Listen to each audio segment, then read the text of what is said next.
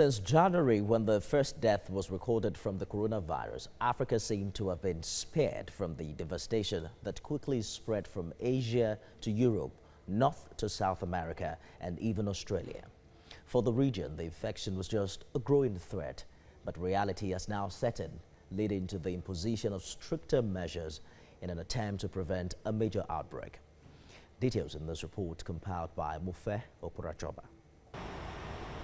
From what was just 1 or 2 cases, the coronavirus is now spreading in Africa with 7 deaths recorded and at least 400 cases in close to 30 countries.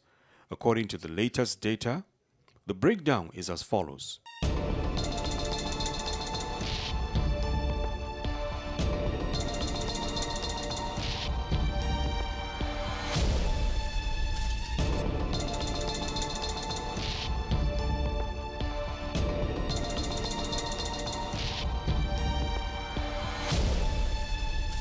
The region that was a step ahead with early screenings at airports and other ports of entry is now grappling to curb the spread of the virus.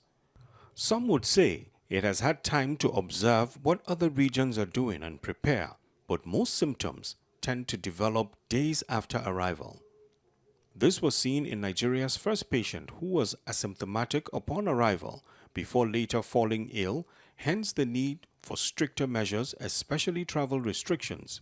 In Nigeria, where another case had been confirmed, some countries have been designated as high risk for widespread community transmission amid calls for a travel ban and a postponement of the National Sports Festival.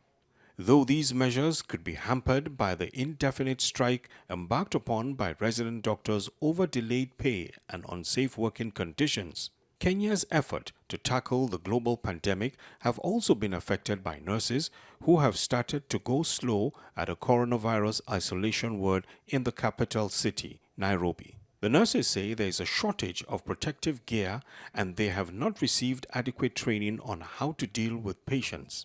For South Africa, the government has closed nearly half of the land border crossings along the 2 of its 8 seaports and banned foreign nationals from 8 countries. All schools will also remain shut until the end of the Easter holidays, while public gatherings of more than 100 persons have been banned. Those measures are pretty much the same in other countries like Ethiopia and Mozambique, while Ghana and Tunisia added a suspension of football matches and prayers in mosques. In what is no doubt a major test for African countries and their management of available resources, the fear is that any lapses could lead to more deaths.